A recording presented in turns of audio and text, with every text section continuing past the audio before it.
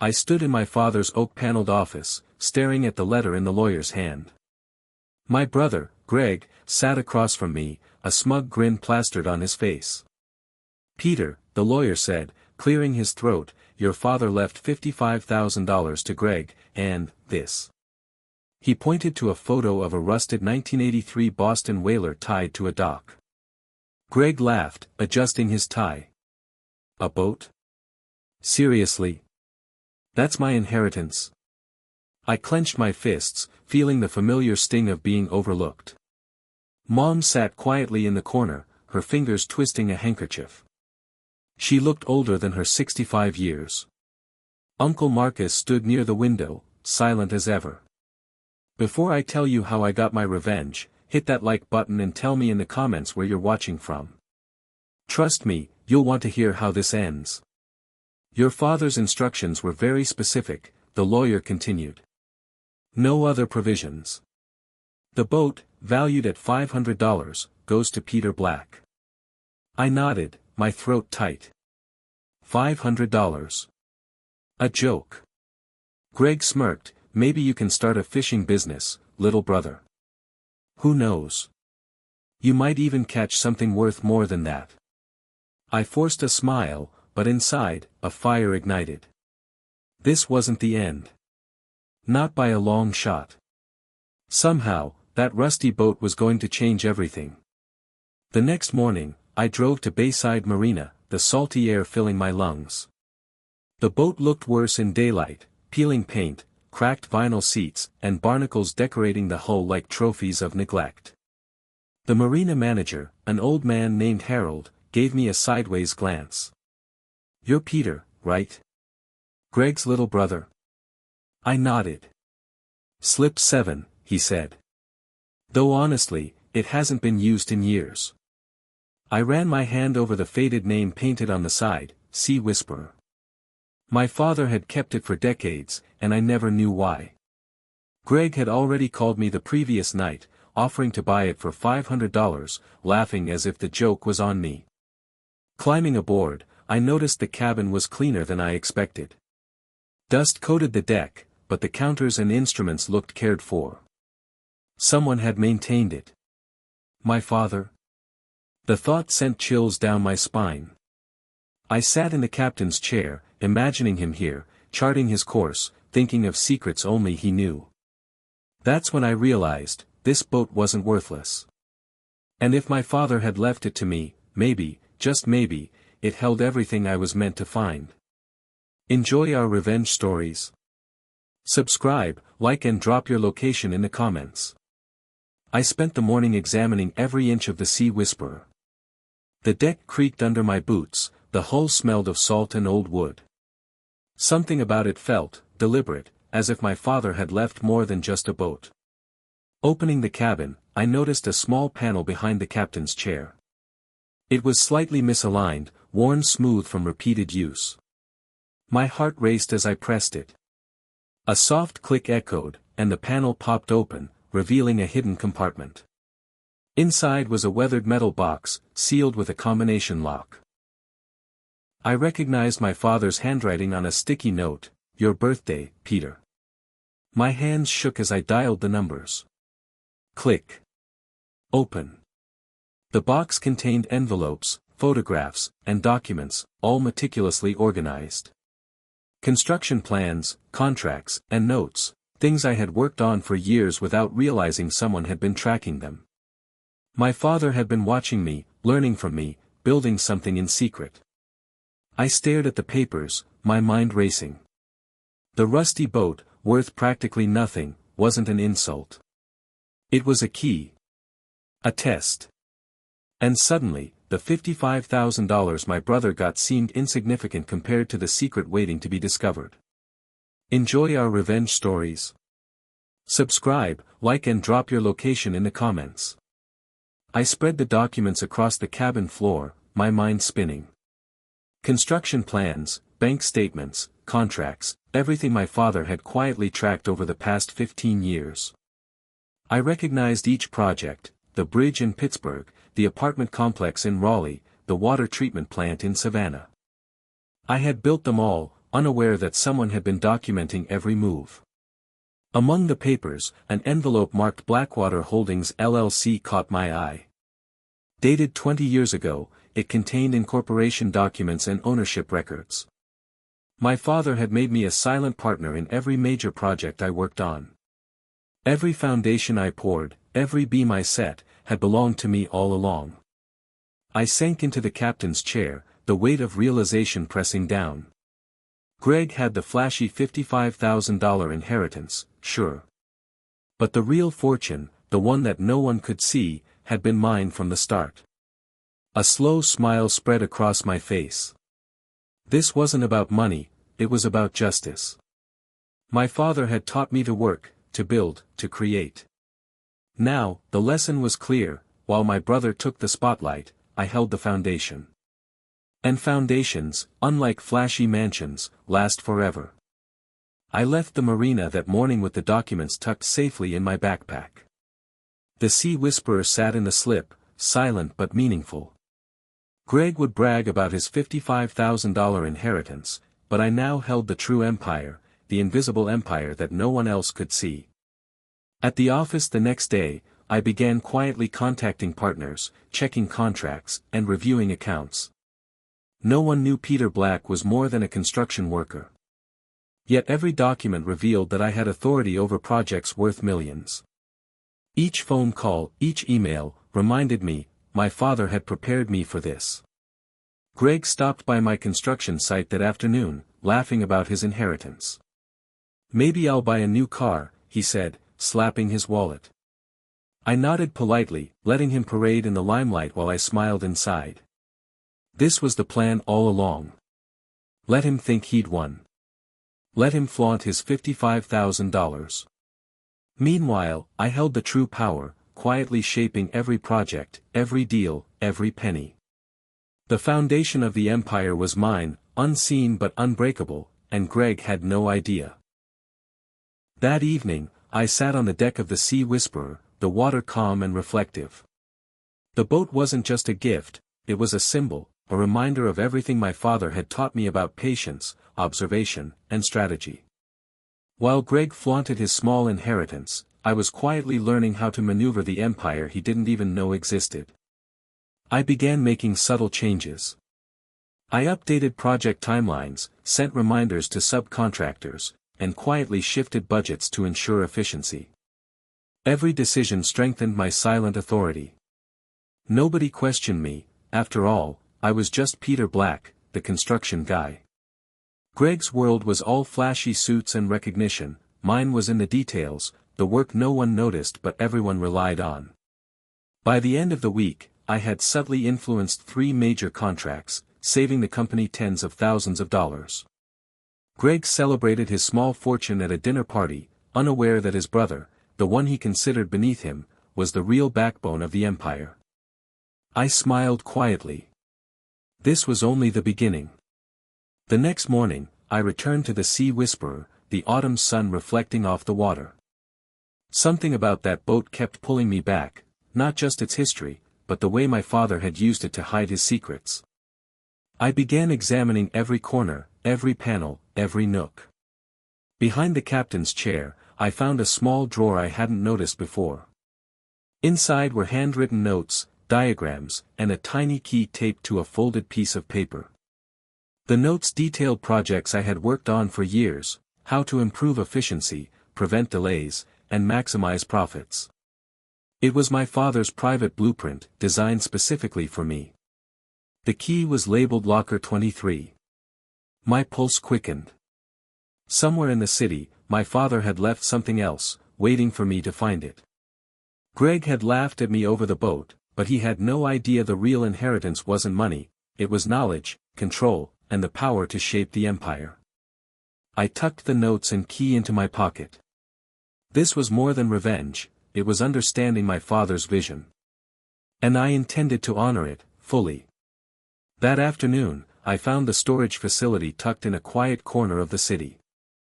The metal door of Locker 23 creaked as I inserted the tiny key my father had left. Inside, dust motes floated in the sunlight, settling on stacks of folders and a leather-bound binder. The folders contained contracts, deeds, and detailed records of properties I had helped build but never fully understood. Every project, every foundation, every hidden cost, my father had documented it all. The binder held personal notes, marking which employees were loyal, who could be trusted, and even suggestions for improving efficiency. Greg's $55,000 seemed insignificant compared to this trove of knowledge and control. Here was my father's real legacy, the blueprint to shape the empire silently, the tools to succeed without anyone seeing the work. I leaned against the locker wall, heart racing. This wasn't just inheritance, it was power. And for the first time, I understood the full extent of my father's plan. While Greg enjoyed the spotlight, I now held the strings, ready to pull them at the perfect moment. Back at the job site, I started implementing what I'd discovered in Locker 23. Nothing flashy, nothing obvious, just small, precise adjustments. A project timeline shifted here, a budget recalculated there. Contractors noticed my questions, my attention to detail, but they didn't realize I was subtly redirecting resources, making the operations leaner, more profitable. Greg called that evening, bragging about a new property he had bought with his $55,000 inheritance. I listened politely, asking a few calculated questions that revealed nothing of my own plans. While he celebrated small gains, I was quietly building a foundation he couldn't see. By the week's end, one of our largest projects was already ahead of schedule, saving tens of thousands of dollars. My co-workers whispered, impressed by my efficiency, but Greg remained unaware. He had the fortune, the applause, and the recognition, but I had the control, the knowledge, and the leverage. I smiled as I looked at the Sea Whisperer moored quietly at the marina. My father's secret legacy was in motion. And Greg wouldn't see it coming until it was too late. A week later, I met Harold at the marina. He'd worked alongside my father for decades and knew the stories behind every project, every property, and every secret my dad had left. Harold's eyes twinkled when I mentioned Locker 23. "You found it all, Peter." "But there's more," he said, leaning on the dock railing. He handed me a folder thick with documents I hadn't seen before, insider notes, contacts, and strategies my father had trusted only him with. "Your father knew Greg would never understand the value of these," Harold added. For the first time, I realized I wasn't alone. With Harold's knowledge, I could navigate the empire like my father had intended. My brother had the money, the suit, and the spotlight, but I had guidance, loyalty, and a silent strategy he could never touch. That evening, I reviewed the documents aboard the Sea Whisperer. Each page revealed new opportunities, untapped revenue, and vulnerabilities in Greg's ventures. The boat, once a symbol of mockery, had become my command center. Greg might have laughed at me, but I was preparing to rewrite the rules of the empire, quietly, efficiently, and with absolute precision. I started small. While Greg celebrated a new acquisition, I quietly redirected a shipment of building materials meant for one of his high-profile projects. Nothing destructive, just a subtle change in scheduling and suppliers that gave me leverage, and the project ran smoother, faster, and cheaper than Greg could imagine. Emails and phone calls arrived the next day. Contractors praised the efficiency. Greg took the credit publicly, unaware that the groundwork had been laid by my strategy. The Sea Whisperer sat at the dock, seemingly idle, but I worked late into the night studying maps, contracts, and notes from my father. Each adjustment brought me closer to controlling more than just physical projects, it was influence, invisible and untouchable. Even Harold marveled at my subtle maneuvers. "Your father would be proud," he said, handing me a list of upcoming developments that were perfect for my next move. Greg had the fortune, the applause, and the headlines. But the empire's foundation, what no one saw, what no one valued, was slowly shifting under my hands. By the time he noticed, it would be too late. By midweek, the first tangible results started appearing. Projects Greg thought he fully controlled began showing increased profits, not through flashy marketing, but from cost-saving measures I'd implemented quietly. Materials were sourced smarter, schedules optimized, and labor utilized efficiently, all without his knowledge. I kept meticulous records. Every dollar saved, every resource redirected, every unseen improvement became part of my growing advantage. Sitting on the Sea Whisperer at sunset, I realized the irony. My brother had laughed at the boat, yet it had become my command center for silently building power. Harold continued guiding me, introducing contacts my father trusted. Lawyers, architects, and contractors, all who owed loyalty to my father, now extended it to me. Each person I enlisted, each small decision I made, amplified my influence behind the scenes. Greg posted another triumphant photo online, showing off a deal he claimed as genius. I smiled quietly. He had the glory, but I controlled the numbers that made the glory real. The empire's visible shine belonged to him, but the wealth underneath, the real foundation, was slowly becoming mine. It was a quiet Thursday when I noticed the first real sign of Greg's vulnerability. A supplier he'd relied on for years called me by mistake, asking for clarification on a delivery. I stayed calm, listening closely. They trusted me because of my father's legacy, even though they thought I was just the younger brother with a boat. I corrected the order, subtly improving efficiency, then thanked the supplier. Greg, unaware, had no clue the project would finish ahead of schedule, and under budget. Contractors whispered about my involvement, but he only saw the results, praising himself at family dinners. That evening, I drove the Sea Whisperer through the harbor, the boat gliding across the water as if carrying secrets only I could see. The city skyline reflected on the waves, mirroring the hidden empire I was quietly building. Every project, every decision, every move I made was like stacking bricks under the foundations of a building Greg thought was his alone. By the time he noticed, the cracks in his empire would already run deep, and the man he mocked with a rusty boat would be the one controlling everything that truly mattered. By the following week, my influence was spreading faster than Greg could detect. A high-profile commercial project downtown caught my attention. Greg bragged about it publicly, posting photos and announcements online, taking credit for every detail. Meanwhile, I worked quietly behind the scenes, negotiating better contracts, resolving issues before they arose, and ensuring every inspection passed without a hitch. No one suspected the younger brother with the rusty boat was the one making the critical decisions. My notes, left subtly for the supervisors, guided the teams flawlessly. Every success Greg claimed was built on my unseen labor. Harold chuckled as we reviewed blueprints one evening. "Your father would have been proud. You're not just fixing foundations, you're rewriting the rules." I nodded, feeling the weight of control settle on my shoulders. Driving the Sea Whisperer home that night, I watched the lights of the city twinkle like a puzzle I was piecing together. Greg had the spotlight, but I had the strings.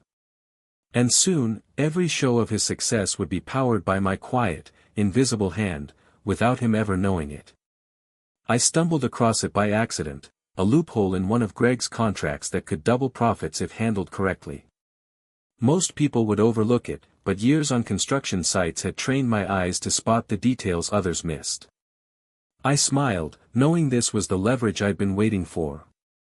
Carefully, I approached the project manager under the guise of offering advice. "Have you considered adjusting the supply chain schedule? There's room to increase efficiency," I suggested. The manager hesitated but trusted me. Within days, expenses dropped and output increased. Greg, oblivious, celebrated as if he'd achieved it himself. Back on the Sea Whisperer, I reflected on how invisible my power had become. The rusty boat, once a symbol of shame, now felt like a command center. Every project I touched strengthened the foundation beneath Greg's empire without him even realizing it. Sometimes, I thought, true power isn't about being seen. It's about quietly building strength where others assume you're weak. And Greg's blind ambition would soon give me more than just satisfaction, it would hand me the keys to everything. Greg's carefree confidence began to waver. He called me into the office, frowning over spreadsheets that suddenly didn't add up. "Peter, did you touch these numbers?" he asked, voice tight with confusion. I shrugged casually. Just offering advice where I could. The team needed guidance. He didn't push further, but I could see the doubt creeping into his eyes. For the first time, the golden boy of the family empire realized he wasn't in total control. I let him stew in his uncertainty while I quietly reinforced my influence elsewhere, checking contracts, advising teams, and spotting inefficiencies that only someone with my hands-on experience could notice. Back at the marina, the Sea Whisperer waited silently, a reminder of my father's wisdom. I ran my hands along the worn deck and thought about how Greg's arrogance blinded him. Every project he boasted about, every deal he claimed as victory, was quietly being guided by me. The boat wasn't just a vessel, it was my command center, my secret weapon, and the anchor to the empire Greg thought was his alone. Greg's doubt grew, but he still had no idea who truly controlled the foundation of his empire. I decided it was time to test the waters. I identified a small but crucial development project that had been mismanaged. A single misstep could cost Greg thousands, and possibly ruin his reputation with the investors. Under the guise of offering constructive criticism, I stepped in. I reorganized schedules, optimized supply deliveries, and corrected hidden errors. Within days, the project's efficiency soared. Greg noticed the improvements but couldn't place the source. His irritation grew as he tried to claim credit, only to have subtle setbacks undermine his boasting. At night, aboard the Sea Whisperer, I studied the documents and photos my father had left me. The hidden instructions, the silent partnerships, the strategic foresight, all of it made sense now. I wasn't just correcting mistakes, I was asserting control where Greg assumed he was untouchable. Sometimes revenge isn't a shout. It's a whisper that guides others to the edge, letting them stumble while you quietly secure victory. And Greg was about to learn just how quiet a storm could be. Greg's confidence was starting to crack. Every time he bragged at family dinners or in meetings, I noticed the hesitation in his tone, the subtle uncertainty in his posture. He thought he was untouchable, but the cracks were showing, and I had placed them there. At the next project review, I quietly highlighted errors in his reports. The investors noticed immediately. Questions began to surface, and Greg's smooth answers faltered. I stayed silent, letting him wrestle with the chaos I had orchestrated. Each misstep made him look weaker, more dependent on guidance he didn't realize he was getting from me. Meanwhile, the Sea Whisperer sat at the marina like a silent sentinel. Every time I returned, I felt the weight of my father's trust in me. That old boat, dismissed by Greg as worthless, was the anchor of my strategy. It reminded me that true inheritance wasn't money, it was knowledge, patience, and the ability to act when others were blind. Greg's empire looked golden on the surface, but underneath, I was quietly building the scaffolding that would hold it, or let it collapse, on my terms. I found the perfect opportunity to turn Greg's arrogance against him. A major development deal was on the line, a project that could make or break his reputation with investors. I reviewed the contracts carefully, noticing clauses that no one else had paid attention to. Greg had overlooked them entirely. I presented subtle suggestions to the project team, framing them as efficiency improvements. The changes seemed minor, but they created a ripple effect. Schedules tightened, costs dropped, and investor confidence skyrocketed. Greg tried to claim credit, but his mismanagement of other sections exposed him, making it impossible for him to fully take the spotlight. Back at the marina, the Sea Whisperer gleamed in the morning sun. Each plank, each screw I had restored, symbolized the careful strategy my father had entrusted to me. The boat wasn't just a gift, it was a blueprint for patience, observation, and precise action. By the end of the week, investors were calling me for insights. Greg's empire was still impressive, but now I was the unseen force keeping it stable. The tide was turning, and Greg had no idea who was truly steering. Greg was starting to notice that things weren't as smooth as he thought. Minor mistakes he ignored before now carried weight. Contracts that seemed solid began to raise questions. I stayed in the shadows, offering subtle guidance to key team members. Every move I made strengthened my influence without him realizing it. The Sea Whisperer waited at the marina, a quiet reminder of my father's wisdom. I spent evenings there, mapping out every step Greg had overlooked over the years. Each detail, every hidden flaw in his empire, became a potential advantage. The boat, once considered worthless, was now a symbol of foresight and patience. One afternoon, investors approached me privately, asking for advice on Greg's projects. He thought he owned their trust, but now they sought my insight. Greg's confidence faltered in meetings, his once commanding presence replaced by uncertainty. He was the face of the empire, but I was the foundation. Greg had all the visible wealth, but I had control, and control was power. The empire I'd helped build in silence was finally starting to notice my influence. Meetings that Greg dominated suddenly included my ideas, credited indirectly by team members who had begun following my subtle guidance. Every project he flaunted as his own began showing cracks only I could fix. The Sea Whisperer sat at the dock, calm and steady, reflecting the strategy I'd crafted over months. Each plank reminded me of patience, observation, and precision. The boat had taught me the power of unseen labor, the real work that no one applauds but everything depends on. Greg's arrogance blinded him. He didn't see that the deals he signed without scrutiny were now strengthened by my oversight. Investors praised his team, unaware that I was the one quietly steering every decision. My father had left me more than a boat, he left me a blueprint for silent power. By the end of the month, I was the invisible backbone of the empire. Greg still held the crown, but the foundation, my foundation, was unshakable. And soon, everyone would realize who truly controlled the empire. Greg's confidence began to falter. Subtle mistakes he thought no one noticed were now exposed in meetings. Deals he bragged about to investors started to show flaws, delays, and oversights.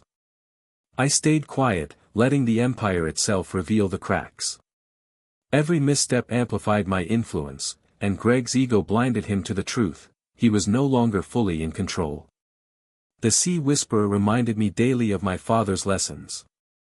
Patience, observation, and quiet strength. I spent evenings reviewing contracts, noticing errors only a trained eye would catch. I offered corrections indirectly through emails, memos, and trusted colleagues. Greg thought he was fixing problems, he didn't realize he was following my blueprint. By the month's end, board members began seeking my input without Greg's knowledge. Investors whispered about the hidden hand improving the projects. Greg tried to tighten his grip, but his visible success was now supported entirely by my unseen labor.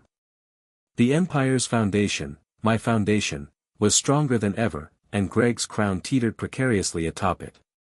Greg's panic became obvious. In board meetings, he stammered over decisions, mispronounced figures, and glanced at me with suspicion. The empire he thought he owned outright was slipping through his fingers, unnoticed by outsiders but obvious to anyone paying attention. I stayed calm, letting the tension build like a storm over the harbor. At the dock, the Sea Whisperer bobbed gently in the water, a silent reminder of my father's wisdom. Every plank, every nail symbolized patience, precision, and unseen power. I used that same principle in the office, guiding decisions quietly, steering projects without taking credit, and allowing Greg to appear competent while I controlled the outcomes. Investors started requesting meetings with me directly. Staff sought my advice before going to Greg. Whispers of my influence spread like wildfire, but I said nothing. Let him believe he was still in charge. By the month's end, the spotlight that Greg had clung to so desperately was shifting. And soon, everyone would know that the empire's true backbone, the foundation of every deal, every structure, was me. The boardroom was tense. Greg paced like a caged animal, oblivious to the quiet confidence radiating from me. Investors, colleagues, and even some family members were present. I finally spoke, my voice steady. Everything Greg claims credit for has been built on the work of someone else, I began, letting my words settle in the room like heavy fog. Gasps echoed. Eyes shifted. Greg's face turned pale as I presented contracts, photos, and project reports showing my direct involvement in every major development. Each document proved that the empire he flaunted was anchored in my labor and strategy. I never sought recognition, I continued. But today, it's time the truth is known. The real foundation of this empire isn't the deals you can see. It's the work that goes unnoticed, the decisions made in silence. Greg opened his mouth, but no words came. The room shifted, loyalty and respect quietly moving toward me.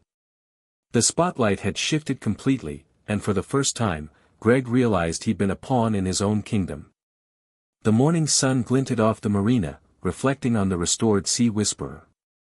I stood at the helm, Peter Black, finally in control of both my life and the empire I'd quietly built. Greg's whispers of resentment no longer mattered, the truth was visible to everyone. Contracts, bank statements, and projects once hidden were now acknowledged. Investors approached me directly. The staff followed my lead. Even Greg, once smug and untouchable, had no choice but to step back and watch. Every move I made was deliberate, silent, and precise, just as my father had taught me. I ran my hands along the polished wood of the boat, a symbol of patience, trust, and unseen strength. This was more than inheritance, it was recognition, justice, and proof that true legacy isn't measured by what's flashy, but by what lasts. The empire thrived, grounded on foundations I had laid in shadows. Greg could have his spotlight, I had everything that truly mattered. And as the Sea Whisperer cut through the calm waters, I smiled, knowing the real victory was mine, and it was perfect. If this story moved you, don't forget to like the video, subscribe for more powerful narratives, and share your thoughts in the comments. We'd love to hear what part hit you the hardest. Thanks for watching.